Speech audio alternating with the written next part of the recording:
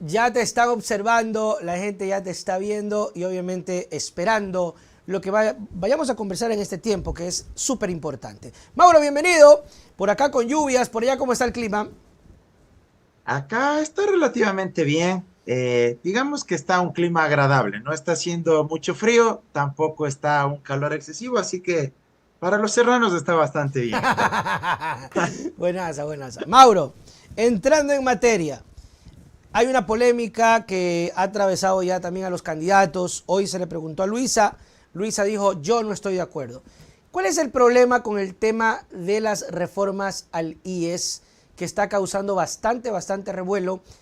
Preocupación. ¿Es verdad? ¿Esto es un atraco? ¿Es verdad que no deberíamos aceptarlo? ¿O definitivamente, Mauro, el IES tiene que tener una reforma? Mira, indudablemente el tema del IES es un asunto que se debe discutir, no es una cuestión que se deba dejar de lado, pero lo que propone el gobierno con esta comisión que conformó Lazo Ajá. realmente pone toda la carga, todo el peso encima de los trabajadores y en Como este siempre. caso puntualmente Como de los siempre. afiliados y de los jubilados. Porque entre otras cosas, por ejemplo, ¿qué plantea esta comisión? Ellos proponen aumentar los años de aportación para que tú puedas acceder a la jubilación.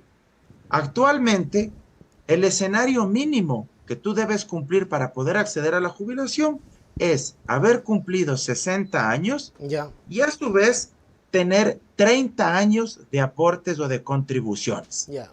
Es lo que propone el gobierno.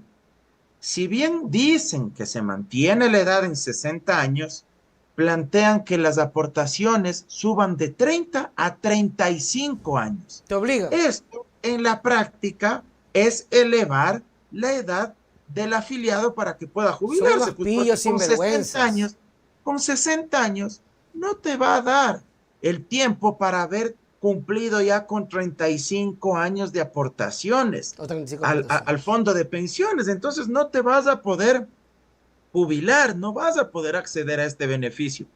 ¿Qué más plantean?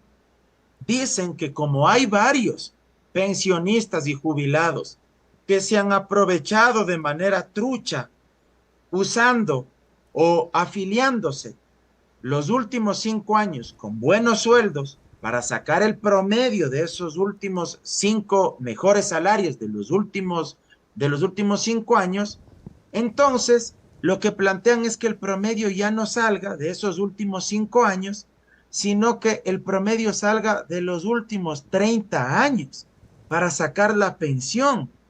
Imagínate tú A lo que ver, significa ok. pensar que tú ganabas lo mismo hace 20 años que lo que ganas ahora. Eso es un absurdo, pues no tiene sentido eso, porque tú ganabas un salario totalmente distinto hace 25 años, hace 30 años, hace 29 años, hace 15 años.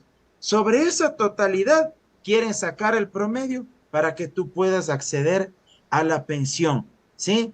Y eso evidentemente va a perjudicar a la clase trabajadora Por y a supuesto. los jubilados del país. Si es que hay gente que durante los últimos 5 años se afilian con salarios superiores con la única finalidad de perjudicar al IES y de obtener unas pensiones que no se ajustan a su realidad laboral a nivel histórico, investiguen, auditen eso, pero no por esos casos puntuales que sí los hay, es verdad, van a poner en el mismo saco a todos los jubilados y a todos los afiliados a la seguridad social. Pero Mauro, Entonces, hay un tema ahí, perdón que te interrumpa, pero a ver, sí, yo entiendo eso, pero tú te afilias con un sueldo mayor, pero asimismo pagas más. tu contribución, por supuesto, para el fondo de Claro, cesantía, aumenta. para el fondo de pensiones, obviamente representa un aporte mayor, más allá de que son porcentajes ya establecidos, ¿sí? Son porcentajes establecidos, dependiendo si es que es el fondo de jubilación o el fondo de pensiones, ¿sí? El fondo de pensiones, si es que es el fondo de cesantía, eh, todo eso depende del porcentaje que aportes tú como afiliado, como del porcentaje que en determinado momento tiene que aportar también el empleador. Pero aquí lo grave de esto es que si bien puede existir, y de hecho hay una crisis en el Instituto Ecuatoriano de Seguridad Social, también es verdad que lo que quieren hacer con estas reformas es ponerle todo el peso, toda la Al carga trabajador. encima de los afiliados. Y eso va a perjudicar a un sinnúmero de ecuatorianos. Mira lo que dicen ellos, que como aumenta cada vez más el número de afiliados, perdón, de jubilados, como aumenta cada vez más el número de jubilados y el número de afiliados, en vez de aumentar, disminuye, no hay cómo sostener, no hay cómo darle sostenibilidad, sustentabilidad al fondo de pensiones. Pero aquí yo les pregunto, ¿no sería mejor entonces aumentar el número de personas que tengan empleo pleno, que tengan trabajo digno, para que evidentemente esa nueva masa laboral se incorpore formalmente al IES y entre más fuentes de empleo dignas se generen, mayor número de afiliados al Instituto Ecuatoriano de Seguridad Social? ¿Qué ofreció Lasso cuando era candidato? Él ofreció crear 2 millones de empleos en 4 años. Que esto no olvide nunca la gente, porque también fue una de las promesas incumplidas de Lasso. Si él habría cumplido sus 2 millones de empleo en 4 años, si habría cumplido su palabra, solo en este momento ya habría tenido que haber satisfecho al menos 1 millón de empleos y algo más, porque ya va más de 2 años. Claro. Si esto se habría producido, tendríamos un mayor número de afiliados y evidentemente tendríamos mayores contribuciones y aportes para financiar solidariamente y equitativamente a aquellos que ya se siguen jubilando. ¿Qué hizo el gobierno? No cumplió la oferta de campaña de Lasso.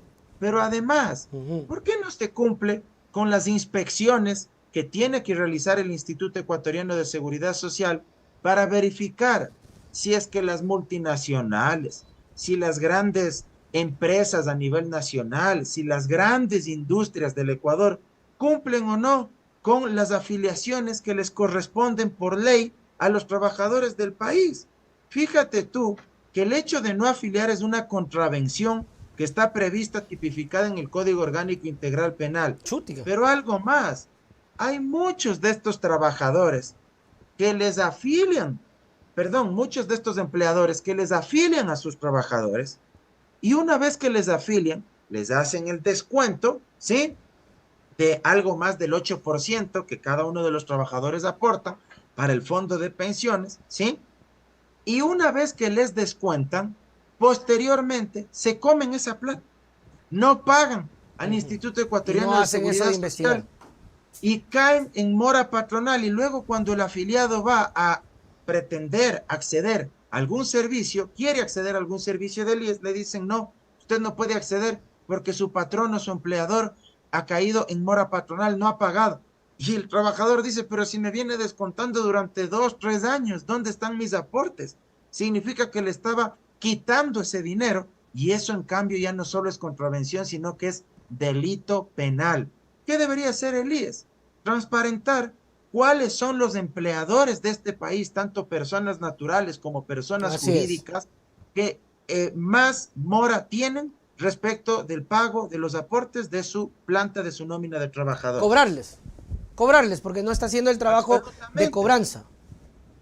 Y algo más, muchas veces les afilian no con los salarios que en verdad están percibiendo. ¿Para qué? Para hacer una aportación inferior. ¿Qué es lo que dicen?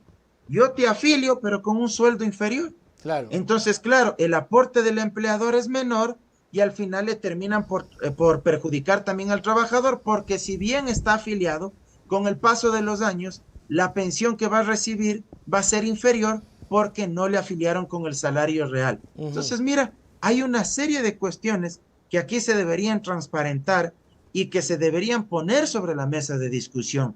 Si en algo yo coincido, es que en la arquitectura institucional del IES sí hay que discutir y hay que hacer cambios, porque muchos representantes que han pasado por el Consejo Directivo del IES, tanto de los empleadores como de los trabajadores, no representan verdaderamente los intereses de estos sectores.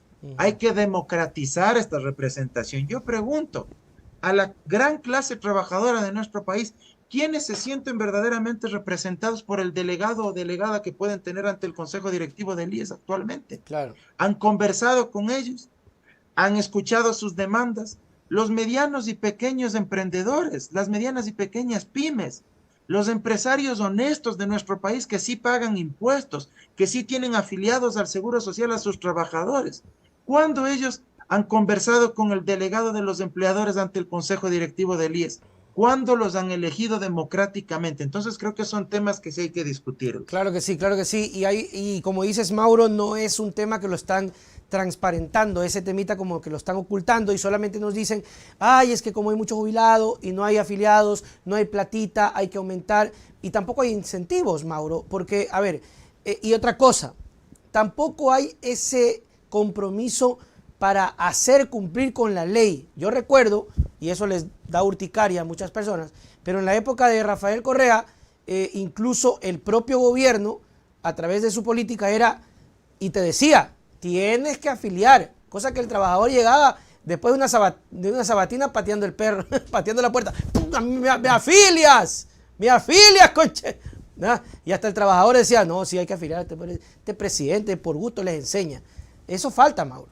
Hay que recordar que en el gobierno del expresidente Correa también se aumentaron los salarios, por ejemplo, para las empleadas domésticas. Ahí se obligó a la IES también. Correcto, se subieron los salarios, se garantizó su afiliación, cuestión que debe cumplirse desde el primer día, porque muchos trabajadores también, lamentablemente, por acceder a un empleo, ¿qué es lo que hacen? Aceptar cualquier imposición de quien les quiere dar el trabajo. Claro. Porque muchos empleadores, no todos, pero muchos, sí piensan que el rato que te dan un trabajo poco más y te están haciendo un favor. Yo entiendo que también el empleador invierte su capital. La gran mayoría de empleos en este país lo producen, lo generan, lo sostienen los medianos y pequeños emprendedores. A ellos es que hay que apoyar. Ellos generan más del 85% de fuentes de empleo en este país. Yo cuando critico a estos empleadores que no cumplen lo que la Constitución y la ley exigen, me refiero a estos grandes grupos económicos que no solo que no se conforman con no pagar impuestos, sino que además no cumplen con la ley, con la Constitución, cuando de afiliar a sus trabajadores se trata. Aquellos que no tienen necesidad de acceder a crédito para seguir ampliando su crédito, su giro de negocio. A los medianos y pequeños emprendedores es que hay que apoyar. Y lamentablemente, ¿qué es lo que sucede? En muchas ocasiones el trabajador, por la necesidad, por su desesperación, llega incluso a decirle, ya no importa que no me afilie, pero deme el trabajo. O a veces también los trabajadores más jóvenes ven muy lejana el tema de llegar a ser adultos mayores, llegar a ser viejitos. Entonces, cuando tú eres joven, como lo ves así muy lejano, dices, no, ¿y a mí para qué me sirve la afiliación? Claro, no, esa nota no es. Y a la vuelta de la esquina ya estás. Es exacto, eso de la jubilación, ¿para qué? Pues de aquí en 40 años, en 30 años, que yo llegue a ser viejito, y ahí veré cómo me soluciono la vida. Eso es pecar de ingenuidad, porque mira, la vida se acaba en un instante, la vida pasa muy rápido. Y justamente la jubilación, ¿para qué es? Para garantizar que cuando tú ya llegues a ser adulto mayor puedas tener una vida digna y no tengas necesidad de trabajar hasta el último de tus días. Claro. Sino que tú, como ya entregaste toda tu vida trabajando y sacrificándote, puedas descansar. Entonces, es muy importante también hacerle reflexionar a la clase trabajadora de que ellos tampoco pueden aceptar esto y que en muchas ocasiones dicen, vea, deme el trabajo con tal que con tal que usted me dé esa plaza, así usted no me afilia. Hay una controversia en torno a lo que se hizo en la época de Correa sobre el aumento de beneficios, pero es que tienes que hacer algo para incluso que la gente se sienta confiada de afiliarse. Y ahí fue que se amplió el rango de edad de los niños y se amplió la cobertura de cónyuge. Esas cosas se han ido diluyendo, no sé si todavía exista, pero cuando cuando estaba Correa se implantó esto, aumentaron obviamente los gastos, pero de una u otra manera buscaban aumentar afiliados, porque esa es la lógica que tú dices, pues Mauro, más afiliados, más plata para inyectar al IES. Entonces la gente dice, no, oye, si yo pago 10 latitas más, ya mi mujer da luz ahí, bacán, loco. Pero no hay nada ya, o no sé si existe todavía eso. ¿Será que lo tapiñan? No sé. Mira, ¿por qué no piensan en generar una reforma donde los aportes del empleador sean proporcionales sobre la base, por ejemplo, de los ingresos que generan? No es lo mismo, pues, que le pidamos a un mediano o Oh, ok, pequeño perfecto, ya emprendedor entendí. que haga el mismo aporte para su ¿Qué trabajador cervecería que el regional? dueño, se me ocurre, de una gran cadena comercial o del representante legal o dueño de una telefónica. Claro, esos O manes de andan una- bien. o- exacto, o de una empresa transnacional petrolera o minera. ¿Por qué no establecemos la progresividad también en los aportes de los empleadores sobre la base de los ingresos, de la nómina de trabajadores que tienen, del patrimonio que tienen declarado, de la renta que declaran año a año, del dinero que han sacado al exterior? O sea, que sea en verdad justo, que sea equitativo, que sea solidario. ¿Por qué no garantizamos mayores niveles de acceso a crédito a través de la banca pública y de la banca privada para los medianos y pequeños emprendedores, para que puedan ampliar el giro de su negocio, Así es. hacer crecer su emprendimiento y a su vez contratar más trabajadores? Produces más, vendes más, ganas más. Es un círculo, es un encadenamiento que va a generar varios beneficios, no solo al IES, sino también al tema impositivo, al tema de consumo, a la Ujú, reactivación del aparato productivo. ujú. ¿Cuántas veces no hemos hablado contigo que cuesta muchísimo acceder a crédito en este país? ¿Cuántos emprendedores no quieren acceder a crédito y tienen muchísimas ideas geniales, maravillosas, pero van al banco y en la banca privada, ¿qué les dicen? ¿Tiene historial crediticio? ¿Tiene garante? Negado. ¿Para qué es su crédito que está pidiendo? Para un emprendimiento. Ah, como es crédito de alto riesgo, como lo califican los bancos, negado. Si es crédito de consumo, ahí sí rapidito, porque saben que tienen en qué caerte, ¿sí? Porque saben que tienen en qué caerte. Ni siquiera los créditos hipotecarios tienen tasas de interés competitivas con lo que te entrega, por ejemplo, el Banco del Pacífico, que está administrado por el Estado, o el Banco del IES, el BIES, que también te entrega tasas preferenciales. Ni siquiera en eso te ayuda la banca privada.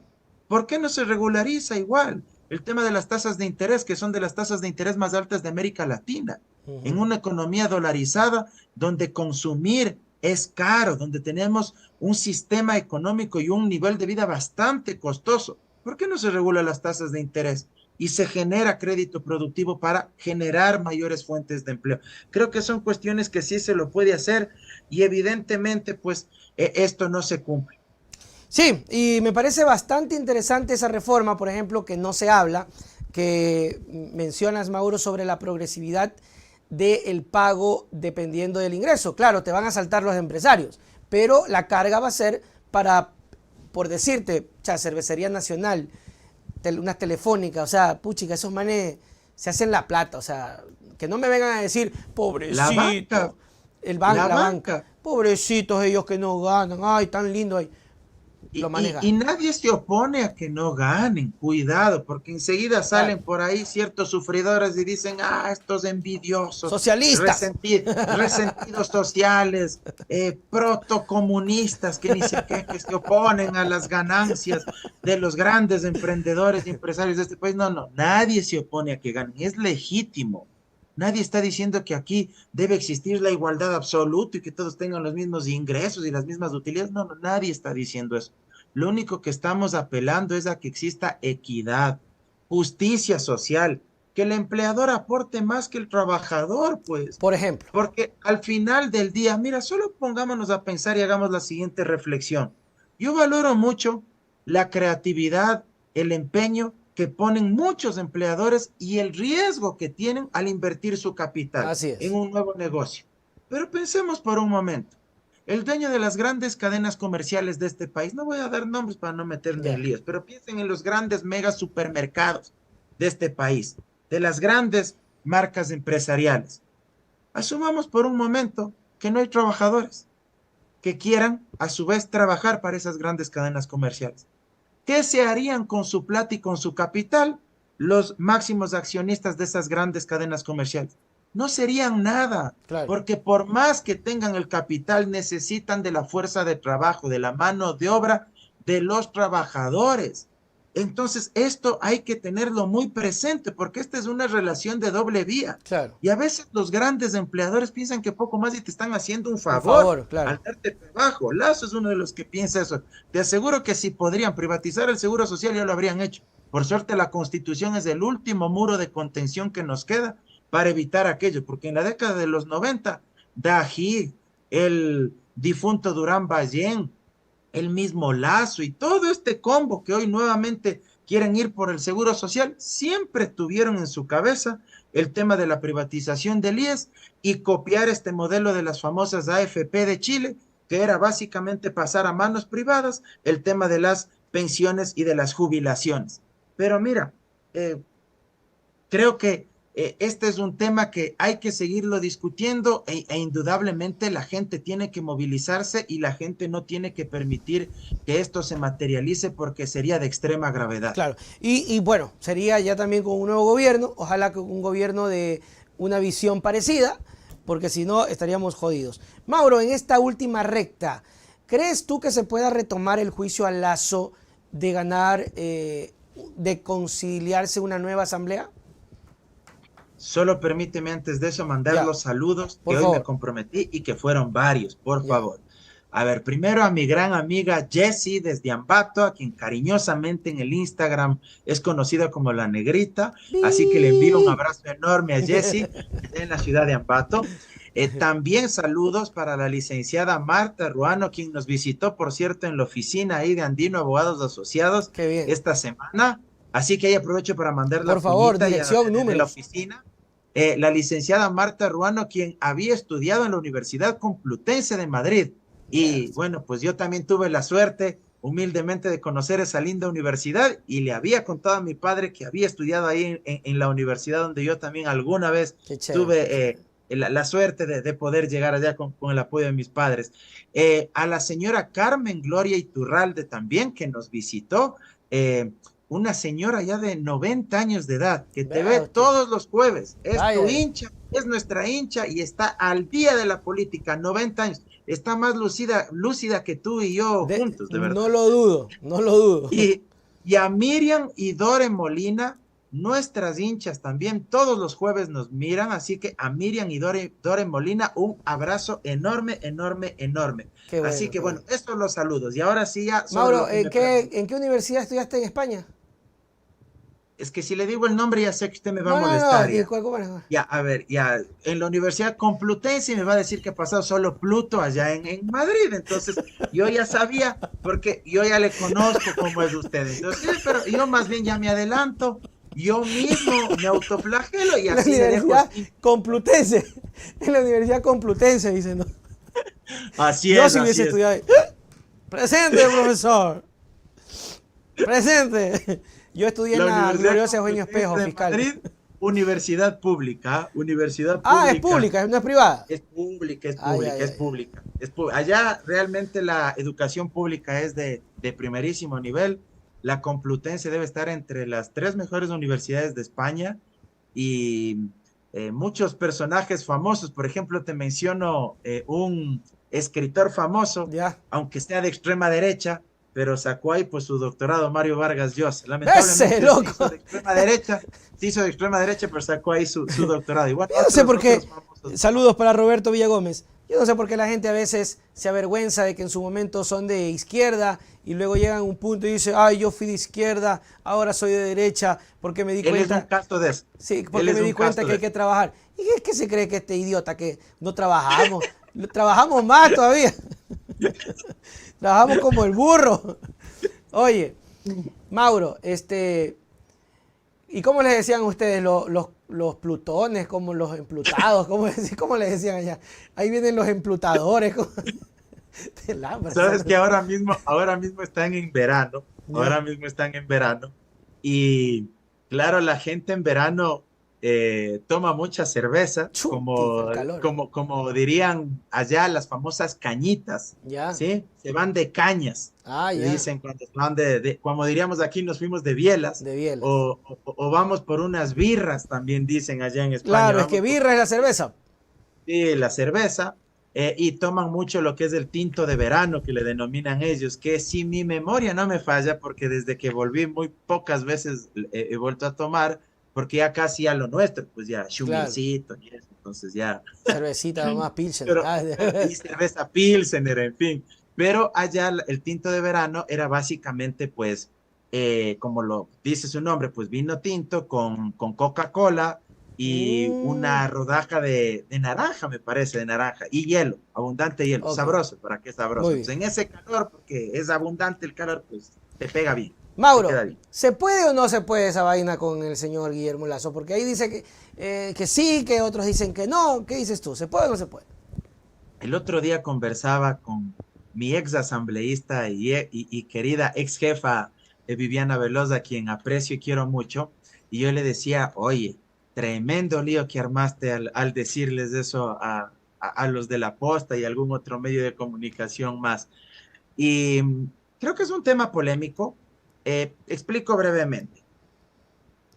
El Código de la Democracia dice que cuando se trata de elecciones anticipadas, ahora estamos viviendo ese escenario, desde que se oficializan los resultados, el CNE, desde que oficializa los resultados, hay un plazo de máximo 15 días para posesionar a las nuevas autoridades. Perfecto. ¿Cuánto tiempo podría demorarse en oficializar los resultados el CNE luego de que se agoten todas las instancias en sede administrativa y luego en sede jurisdiccional ante el Tribunal Contencioso Electoral? Ponle tú en el peor de los casos mes y medio, ya Ya. que alguien, como alguno que está ahí de candidato a la presidencia, su amigo Don Villa, que ya de antemano dice que va a haber fraude, entonces Ah, seguramente querrán impugnar, claro. objetar los resultados, entonces eso hará que se alargue la proclamación de resultados oficiales. Ponle tú que se tome todo esto mes y medio. Si la elección es el 20 de agosto y asumamos que hay una sola vuelta, ¿ya? Ya. Mes y medio desde el 20 de agosto, tómala en cuenta. Entonces estaríamos hablando aproximadamente primera semana o segunda semana de De octubre. A octubre. partir de esta fecha en que se proclame oficialmente resultados, hay un plazo máximo de 15 días para que se posesionen las nuevas autoridades. ¿Cuál es el ente que primero se debería posesionar? La La asamblea. Asamblea Nacional. ¿Por qué? Porque se necesita que primero se posesione la Asamblea, que designen sus autoridades para que posteriormente Lazo, perdón, ya no Lazo, adiós, gracias, ya Ya no, no las. sino el nuevo presidente pueda ir y posesionarse ante esa nueva Asamblea. En ese interín, en esos días, Lazo va a seguir siendo presidente de la República. Entonces, hay quienes dicen que en ese interín bien podría retomarse el juicio político en la etapa que quedó suspendida, someter a votación y saber si se le destituye o no del cargo. Ok. Y que asuma Borrero por una semana o por poco. No, eres malo, tú quieres eso, hasta el último quieres, hasta Pobrecito el último. Borrero. Ay, ta madre. Presidente por una semana y se gana el sueldo, no creo. Claro, pues tendría el sueldo vitalicio, pues como Pero este presidente de la desgraciado. República y sin haber hecho nada, hermano. Imagínate, Qué una bestia. semana el hombre solo organizando ya la transmisión de Claro. mando nomás. Entonces, entonces aquí surge esta duda. Hay quienes dicen que se podría retomar, hay otros que sostienen que no, porque ya se trata de otra asamblea, porque además hay un vacío, y en esto sí coincido, hay un vacío normativo, tanto en la Constitución como en la Ley Orgánica de la Función Legislativa, que no señala qué sucede con un juicio político que se ve interrumpido, como hoy sucedió, producto de la activación de la muerte cruzada. Claro. Si diría alguna norma de forma expresa que una vez que se instale la nueva asamblea se puede retomar este juicio político, pues evidentemente no estaríamos en esta discusión. El problema es que no hay ninguna No norma. hay, claro. Así como tampoco existe una norma que diga que una vez que se activó la muerte cruzada, ese juicio político que se estaba tramitando ya queda nulitado o queda suspendido indefinidamente. Tampoco hay una norma, es decir, no hay una Ok. disposición jurídica ni para un caso ni para el otro. Entonces, claro, eso da pie para un montón de interpretaciones. Bueno, eso va a estar muy interesante de saberlo, Mauro, y lo vamos a saber en poco tiempo. tiempo. Gracias, mi querido amigo, por siempre estar con nosotros. Tus palabras para despedirnos. No olvides decir la dirección y los teléfonos de la oficina. Muchas gracias, querido Nelson. Voy a mencionar el teléfono. Si ustedes quieren contactarse con Andino Abogados Asociados, pueden hacerlo llamando al número de celular el 098-405-9814. Repito, 098-405-9814. Ahí les va a contestar Mauro Andino Reynoso, es decir, Mauro Papá, no Mauro Cabezón Andino, pero igual todos somos un equipo. Ahí están Claro. nuestros dos socios, igual junto a mi padre, junto a quien les habla igual, y vamos a atenderlos pues de la mejor manera. Y nuestras oficinas están ubicadas en la avenida Naciones Unidas y Amazonas, en el edificio La Previsora, bloque B, séptimo piso, oficina 704.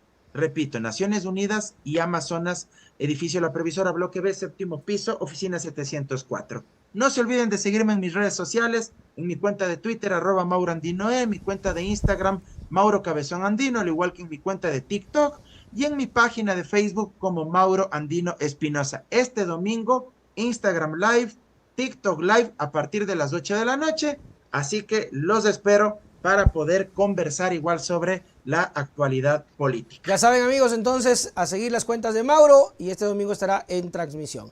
Nos vemos, Y Mauro. este sábado le toca venir acá a Quito nuevamente, Estoy ¿no? en Quito y cierro temporada. Se acabó. Así que vengan acá al teatro, ¿cómo se llama? Casa a la Casa Toledo. Toledo. Casa Toledo, en la calle Toledo, por eso se llama la Casa Toledo, Ajá. cerca de la Isabela Católica, y que visiten a Nelson este sábado en su show a partir de las 5 de la tarde, ¿verdad, amigo? 5 de la tarde. Un éxito completo como todos los shows, y por supuesto que logres que la gente salga con mejor ánimo del que nos encontramos de este momento frente a este infausto gobierno. Así que nos saques con la cara de felicidad, llenos de alegría. Un abrazo enorme para todos. De eso se trata, Mauro. Ahí vamos. Chau, chau. Nos vemos. Chao.